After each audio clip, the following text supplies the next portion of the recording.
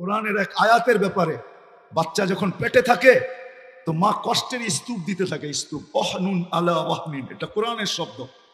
কষ্টের স্তূপ দিতে থাকে মা, কেন ওই পর্যন্ত কষ্ট বিলুপ্ত হয় না যতক্ষণ পর্যন্ত আপনি আর আমি বাহির হয়ে না আসি।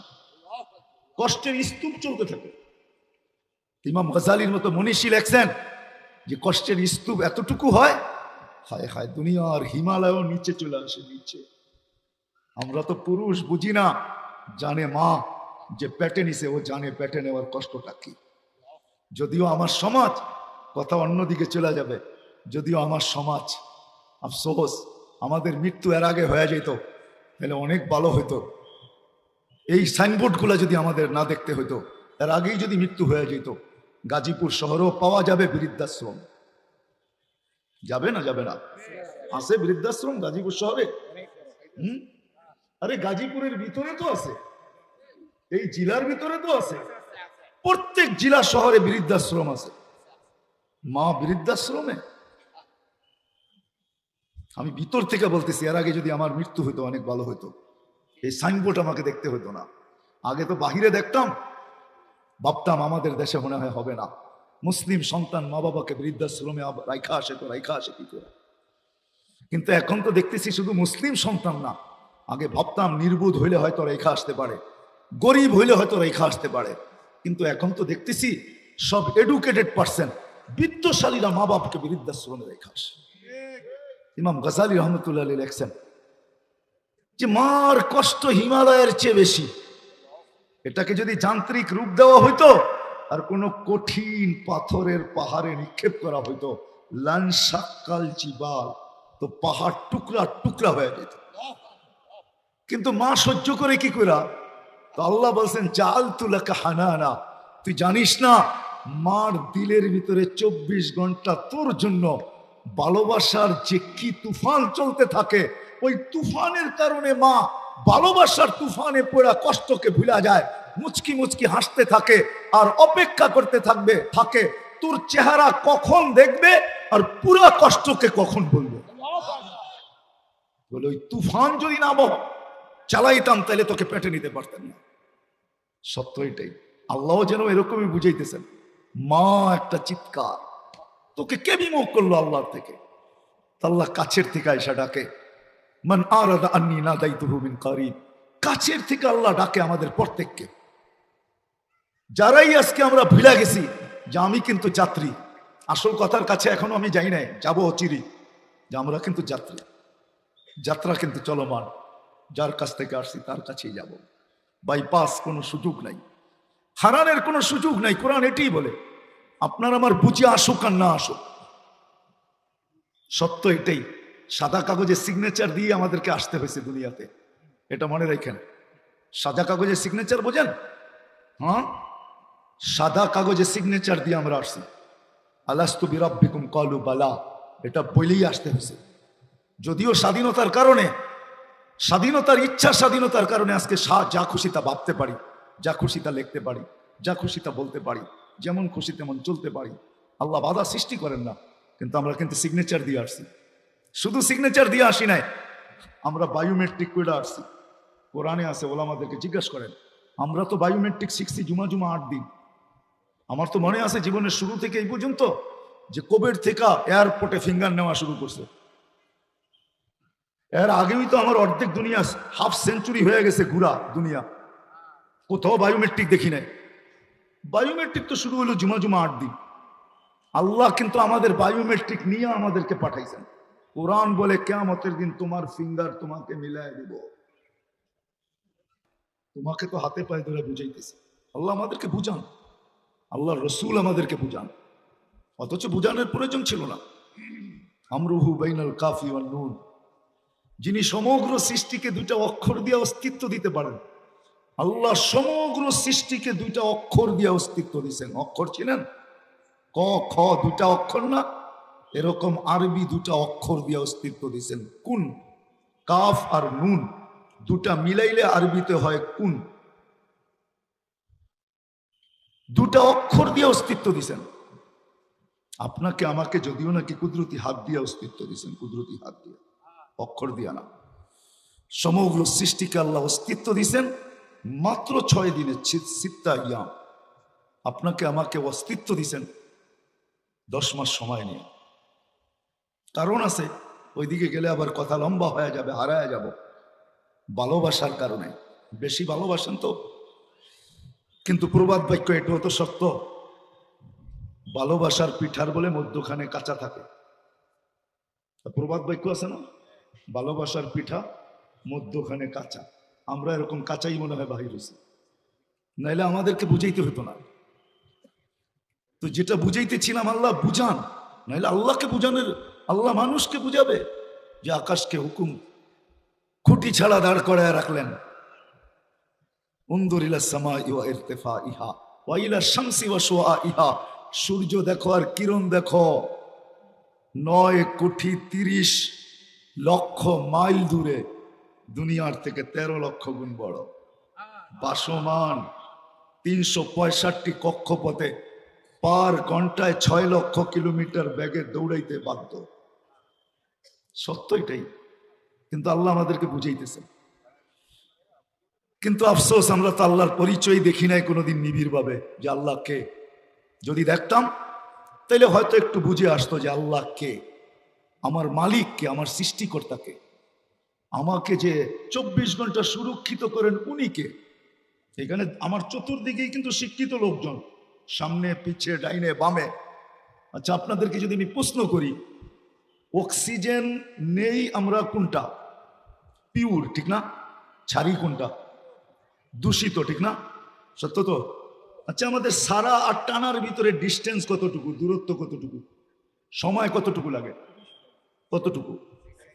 হ্যাঁ, মাইক্রো সেকেন্ড, ঠিক না? মেনে নিলাম। আচ্ছা বলেন, নিলাম পিওর, ছাড়লাম দূষিত, আবার তো টানবো মাইক্রো সেকেন্ডের ভিতরে, ঠিক না? এই দূষিতটাকে কে আবার এত দ্রুত গতিতে পিওর করে আমাকে সাপ্লাই দিল? কে দিল? কোনোদিন কি ভাবছি? মাইক্রো সেকেন্ডের ভিতরে। বলুক না দুনিয়া তো এখন উন্নত, যেটা নিয়ে আমরা সারা দিন চর্চা করতে থাকি, দুনিয়ার উন্নতি নিয়া, শিক্ষা নিয়া, দীক্ষা নিয়া, টেকনোলজি দিয়া। বলুক টেকনোলজি আমাকে, যেই মাইক্রো সেকেন্ডের ভিতরে আমি দূষিতটাকে ছাড়লাম, ওটাকে আবার সাথে সাথে রিফাইন করা, পিওর করে আমাকে দিল। যদি না করতেন, আমরা তো এখন মাস্ক পড়ি না, কিন্তু 2020-এ তো মাস্ক পড়তাম, ঠিক না? ঠিক না? হ্যাঁ, কয়টা পড়তেন? যতটুকু সচেতন অত বেশি পড়তো, ঠিক না? যত সচেতন তত মাস্কের নাম্বার তত, একটা না দুইটা, দুইটা না তিনটা, ঠিক না? দেশি না বিদেশি, সত্য তো? এই মাইক্রো সেকেন্ডের ভিতরে আমি যে ছাড়লাম মাস্কের ভিতরে রাইখা, আল্লাহ এটাকে রিফাইন করা আবার আমাকে পিউরটাই নিতে দিছেন। যদি পিউরটা না নিতে দিতেন, আপনারা মনে হয় দেখছেন, রাগ হয়ে যায় না, একটা মাস্ক আসছিল দেখতে জানি কেমন, না না N95 ওটা, কিন্তু আকৃতিটা এরকম যেটার আমি তুলনা দিতে পারতেছি না, বলতে পারতেছি না, বললে জানি কেমন মনে হবে, ঠিক না? একবারে এই দিক দিয়ে আটকানো থাকতো, ঠিক না? কি বলেন? অফিসিয়াল লোক ব্যবহার করছে বেশি ওইটা।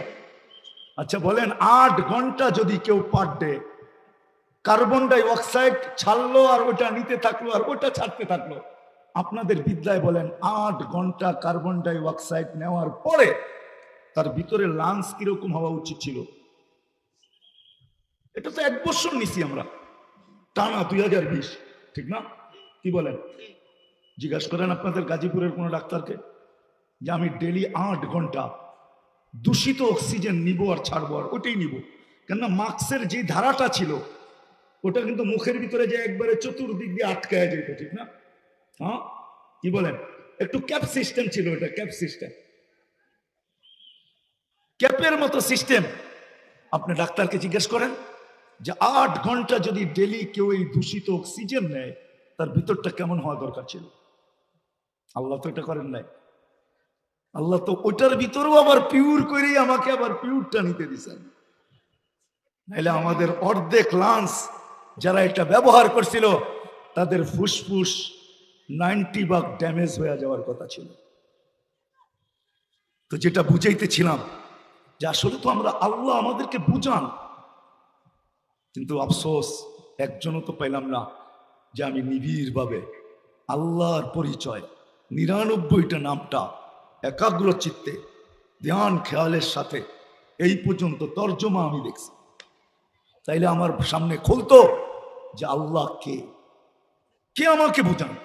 আল্লাহ তো শুধু আল্লাহ না, আল্লাহ তো রহমান, আল্লাহ তো রহিম, আল্লাহ তো মালিক, আল্লাহ তো কুদ্দুস, আল্লাহ তো সালাম, আল্লাহ তো মুমিন, আল্লাহ তো মুহাইমিন, আল্লাহ তো আজিজ, আল্লাহ তো জব্বার, আল্লাহ তো মুতাকাব্বির, আল্লাহ তো খালিকুল বারিউল মুসাব্বিরুল গফফারুল কহ্হারুল ওয়াহাবুর রাজ্জাকুল ফাত্তাহুল আলিমুল কাবিদুল বাসিতুল খাফিজুর রাফিউল মুইজ্জুল মুদিল্লুস সামিউল বাসিরুল হাকামুল আদলুল লতীফুল খবীরুল হালিমুল আযীমুল গফুরুল শাকুরুল আলিয়ুল কবীরুল হাফিজুল মুকিতুল হাসিবুল জলিলুল করিমুল রকিবুল মুজিবুল ওয়াসি আল হাকিমুল ওয়াদুদুল মজিদুল বাঈসুল শহীদুল হকুল ওয়াকিলুল কবিয়ুল মতিনুল ওয়ালিদুল হামিদুল মুসি আল মুবদি আল মুঈদ আল মুহয়ি আল মুমীত আল হাইয়্যু আল কাইয়্যুম আল ওয়াজিদ আল মাজিদ আল ওয়াহিদ আল আহাদ আল সামাদ আল কাদির আল মুক্তাদির আল মুকদ্দম আল মুআখ্খার আল আউয়াল ওয়াল আখির আল যাহির ওয়াল বাতিন আল ওয়ালি আল মুতাওয়ালি আল বাররু তাওয়াবুল মুনতাকিম আল আফু আর রাউফু মালিক আল মুলকি যাল জালালি ওয়াল ইকরাম আল মুকসিত ওয়াল জামি ওয়াল গনি ওয়াল মুগনি আল মানি আল তার আল নাফি আল নূর আল হাদি আল বদি ওয়াল বাকি আল ওয়ারিস ওয়াল রশিদ আল সাবুর জাল্লে জালালু ৯৯টা পদের মালিক আল্লাহ। উনি আমাদেরকে বুঝান, বাধ্য করেন না।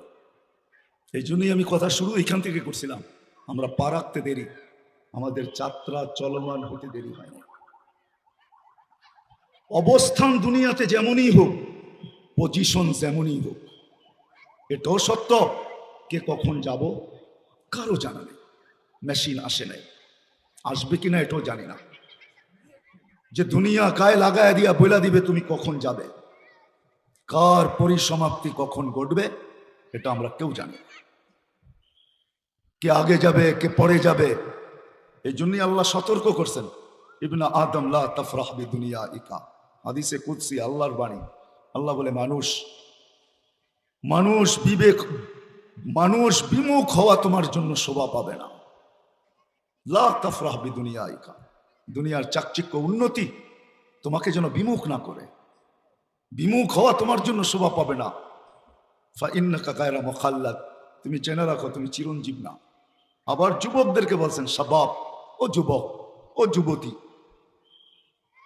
লা ইয়াগতাররুকা শাবাবুকা, যুবক যৌবন যেন তোমাকে ধোঁকা না দেয়, বিমুখ না করে। কাম মিন শাব সাবাকাকা ইলাল মাউত, কত যুবককেই তো আমরা যৌবন সহ কবরে শোয়ায় দিছি, তোমাকেও পারি। বিদায় বিমুখ হওয়া তোমার জন্য শোভা পাবে না। তো আমরা সবাই যাত্রী, যাত্রা কিন্তু চলমান, এটাকে থামানো যায় না। দুনিয়ার টেকনোলজি আসে নাই যে সময়ের আমাদের এই যাত্রার প্রতিরোধ করবে, যাত্রাকে থামায় দিবে। আজ পর্যন্ত কোনো মেশিন আসে নাই, আসবে না। যাত্রা কিন্তু চলমান, একে প্রতিরোধ করা যায় না। হ্যাঁ, সিস্টেম আছে, আল্লাহ দেখায়, সিস্টেম দেখায়। রাত আসলে বলে দিন কিছু তোমার জীবন থেকে চুরি করে নিয়ে নিছে, আবার দিন আসলে বলে রাত তোমার জীবন থেকে কিছু সময় চুরি করে নিয়ে নিছে। এটা বুঝার একটা সিস্টেম রাখছেন। রাত আসলে বলে দিন তোমাকে তোমার থেকে কিছু নিয়ে নিছে, তোমার যাত্রাকে আগায় দিছে। আবার দিন আসলে বলে রাত তোমাকে যাত্রায় কিছু আগায় দিছে। আমাদের যাত্রা কিন্তু চলমান, বোঝা উচিত। কেন আগেই আমি বলছি, যার কাছ থেকে আসছি তার কাছে চলে যাব। উনি আমাদেরকে অস্তিত্ব দিয়েছেন। পজিশন যদিও এখন, কিন্তু আসলে আমাদের পজিশন ছিল না। এই জন্য কোরআন আমাদেরকে বড় সূক্ষ্মভাবে বুঝান। তফসির মাহফিল কিন্তু এটা, কোরআন সূক্ষ্মভাবে বুঝান। হাল আতা আলাল ইনসানি হিনুম মিনাদ দাহর লাম ইয়াকুন শাইআম মাযকুরা। ও মানুষ, নির্জনে কি তোমার একদিনও ভাবতে মন চায় না, একটুও ভাবতে মন চায় না যে একটা দিন তোমার অস্তিত্ব, তুমি ছিলা কোথায়, ছিল কি, আজকে কোথায়, আজকে কি, আজকে কি, আর আজকে তুমি কোথায়, একদিন কোথায় ছিলে। আল্লাহ তাআলাল ইনসানি হিনুম মিনাদ দাহর। এই জন্য মানুষ যখন বাস্তব ভুলা যায়, আল্লাহ আল্লাহর রসুল হলো বাস্তব, বাকি সব হলো ধোঁকা, সব ম্যাজিক। ম্যাজিক বলতে পারেন আপনি, ম্যাজিক, এছাড়া কিচ্ছু না। এই জন্য আলী রাদিয়াল্লাহু তাআলা আনহু বলছেন, কবরস্থানের পাশ দিয়া যখন যাও তো তোমরা শুনতে পাও না বটে, কিন্তু কবরের লোকগুলা চিৎকার দিয়া বলতে থাকে, ইন্তাকালনা মিন দারিল গুরুর,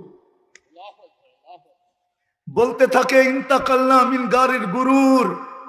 শোনো শোনো, তোমরা আজকে বোঝো না বটে, ম্যাজিকের কারণে বোঝো না। যেরকম ম্যাজিক দেখা বোঝা যায় না এটা বাস্তব না অবাস্তব, ম্যাজিকের দিকেই তাকায় থাকে। দুনিয়ার সমস্ত সম্পর্কগুলা ম্যাজিকের মতো একটা ধোঁকা। ম্যাজিক যেরকম ধোঁকা, এটাও একটা ধোঁকা। ওই ধোঁকার ঘর থেকে কিন্তু আমরা বাহির হয়ে চলে আসছি, আমরা বাস্তব তোমাদের কানে ধ্বনি দিতেছি। আলী রাদিয়াল্লাহু তাআলা আনহু বলতেছেন যে কবরের পাশ দিয়া যখন যাও তো কবরগুলা বলতে থাকে, ইন্তাকালনা মিন দারিল গুরুর। কোরআনও বলে গুরুর, লা ইয়াগুররান্নাকুম বিল্লাহিল গারুর। সত্য এটাই, আমরা ধোঁকার ঘরের থেকে বাহির হয়ে চলে আসছি ইলা দারিল গুরাবা, এক অপরিচিত জগতে। টেকনোলজি এতটুকু উন্নত যে মঙ্গলে বাড়ি বানাইতে চাইতেছে। মঙ্গল গ্রহ চিনেন তো? ছবি আনতেছে, বাড়ি বানাইতে চাইতেছে। জমিনে বৈশা মঙ্গলের জমিন বিক্রি চলতেছে। আমি বলি হতে পারে, এটা কোনো অবাস্তব কিছু না, আমি মানি হতে পারে। চাঁদের জমিনও বিক্রি হইতে পারে, আরো কিছু হইতে পারে, কিন্তু আজ পর্যন্ত টেকনোলজি আসে নাই। কবরে কি ঘটতেছে খবর নিবে বা দিবে, এই মেশিন আসে নাই, আর কোনোদিন আসবো বলে আমার মনে হয় না।